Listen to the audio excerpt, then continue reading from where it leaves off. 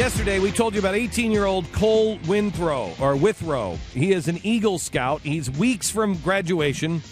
He shows up at his school on Monday, and he realizes that he left his shotgun in it because he had been out hunting over the weekend.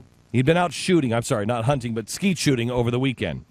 And he realizes that his shotgun is in the vehicle as he locks the truck up. He's like, oh, crap. So he goes right to the office, and he makes a phone call. And he's calling from the office, and he says, hey, Mom, can you come? My truck is locked. I have the key. Would you come and get my shotgun? I left it there over the weekend. I shouldn't have it in the truck. Could you come and get it for me? Well, he tries to do the right thing, but he's overheard by somebody in the office. And so they immediately say, oh, my goodness, there's a shotgun, and this crazy kid has it. He just called his mom, and I just saw a crazy mom of Islamic terror, and she was crazy, and she was dismissing things that the son did, and I know these guys are probably not Islamic terrorists, because Islamic terrorism doesn't really exist. These guys are probably Christians, and Christians are spooky, and she's got a gun. Sure, that was the thought process right there. I think pretty close. Thank you very much. Well, that's what I do. And so anyway, next thing you know, cops are there and they arrest him. Now this is an Eagle Scout. They arrest him, and then the school expels him for a year, and then the school won't budge. Never mind the vastly different treatment adults who work for the school, when they're in the exact same situation, they get suspensions. Well, somebody happened to be noticing a T-shirt that this kid was wearing. He was wearing a T-shirt that said Liberty University. And so the chancellor of Liberty University, who happens to be a friend and a unbelievably decent and gracious man, Jerry Falwell Jr., called him up. Well, I called the chancellor up and asked him to be on the program today. Jerry, how are you, sir?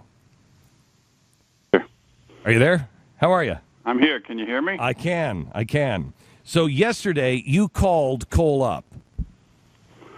Well, I was in North Carolina. I'm a dear family friend of my wife's. We were there for her funeral, and I was watching the late news at the hotel room, saw the story about Cole that you just described, and saw the Liberty T-shirt, found him on Facebook and saw that his sister was a graduate of Liberty. So I reached him through Facebook, ended up talking to him late at night at the hotel room, found out that his dream was to attend Liberty University but couldn't afford it, so he was going to go to a state college, and I found out he was an honor student, an Eagle Scout, just the type of student that we're looking for here at Liberty.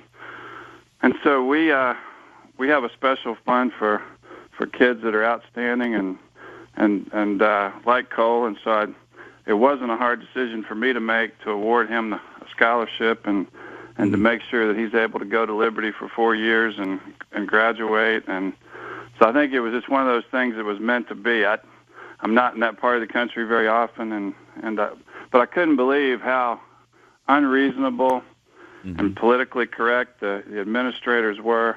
I mean, the kid is asking permission to take the gun home. He's an Eagle Scout. He's an honor student. Never has caused any trouble.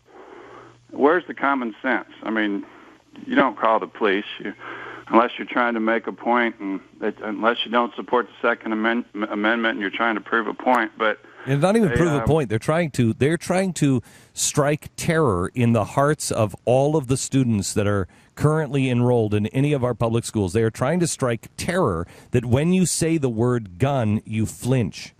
And so everybody, they are making such a point that guns are bad, guns are evil, and you are automatically bad and evil if you have one. And let's say there's a legitimate concern that they fear for their safety. Could you not have someone at the school escort him to make sure he doesn't go retrieve the gun and then bring it back in until his mom gets it and takes it home? I mean, there's reasonable things you could do there without calling the police and having him arrested and then expelling him from school. Now, Chancellor, I just want to ask you a question. I mean, Yeah, it says he's an honor student and an Eagle Scout and everything else. But may I ask you this question? Did you check? Because if he's a Christian, he's bound to be a terrorist. Well, that's another reason we gave him a scholarship. I could sense that he's a humble and meek Christian kid, and I just thought he'd be a perfect fit at Liberty, and we're excited how it all came together. But but Liberty recently loosened our concealed carry policy in response to what happened at Sandy Hook. We're one of only a few dozen colleges in the country now where you can, if you have a concealed carry permit, you can carry in our buildings. And we just believe we're only an hour and a half from Virginia Tech, and if something like what happened there happened here, I believe the answer is to make sure as many responsible people as possible have guns. At least there's a chance then that somebody will be there somebody good who has a gun and can stop the crazy people from doing what they do. And it's just I think the answer to gun violence is putting guns in the hands of the right people. I have to tell you, let me. May I embarrass you here for a second? I think Liberty University is one of the best universities in the country. I think its faculty and its staff are unbelievable. Its campus is unbelievable. What you are doing to try to raise up another generation of lawyers and legal experts that understand the Constitution and the Bill of Rights and can really truly argue it is remarkable. Now let me tell you, at the height of me being slaughtered by the press, and when really, because I'm a Mormon, I was getting hammered by a lot of Christians.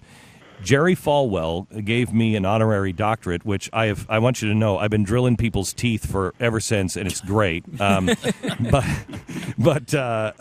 he gave me an honorary doctorate and asked me to some speak. Good cash on the side. Oh yeah, no, it's great. Yeah. Especially with the healthcare, universal healthcare that's coming, it's going to be great. It's worked anyway, out nicely. He stood up and took an awful lot of heat and invited me to give the commencement address one year, and he is a extraordinarily brave man and a real true Christian leader, and it is an honor, sir, to know you. Well, we were honored to do that and to have you here, Glenn, and it's the least we can do. You're on the front lines every day fighting for our country, and we appreciate it, and you got to come back soon. We've totally rebuilt the campus since you were here, and beautiful.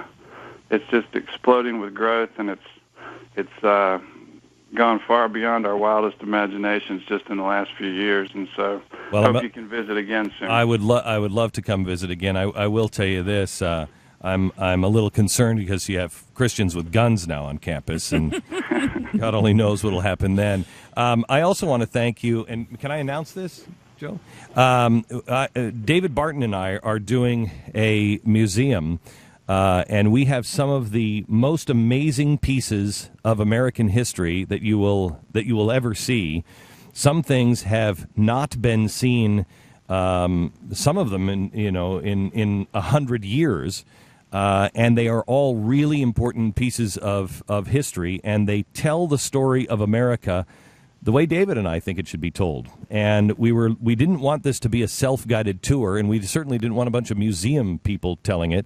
We wanted this to appeal to families and youth, and we also wanted to make sure that 20-somethings knew our history really, really well. And so the first thought was we should reach out to Liberty University and ask if they would supply the students that David and I could teach and show the history, and they'll conduct these tours. And so at Jerry's expense, he is sending all of these people out to do a fundraiser for Mercury One, our charity, to put this museum together. And the students from Liberty are going to be explaining Liberty in our museum this week of 4th of July. And I thank you so much for that, Jerry. We're glad to do it. The students are excited about it, and we also are looking. We've got 85,000 online adult students now, in addition to our 13,000 here on campus, and we're creating an American history course that we're going to provide to high school students free of charge, college students free of charge, because there's so many colleges and high schools that don't teach American history anymore.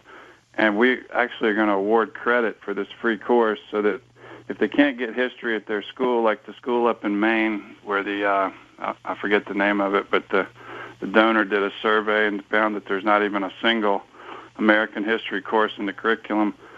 If you're in a school like that, you can take this course and get credit for it and complete the rest of your courses there. And that goes hand in hand with what you're trying to do. I think it's so important for our young people to learn American history. So when does that start? We're actually creating the course right now. It'll be this fall before we can offer it. Would you please do me a favor? When you have it all ready, would you let me know? And I want to expose that on the Blaze, in the news. I'd love to do a whole show on this and show what you guys are teaching, and I'd like to help you in that in any way I possibly can. I think that's absolutely fantastic. Well, we deeply appreciate it, and hope to have you back here soon, Glenn. You got it. Thank you very much. Well, if you can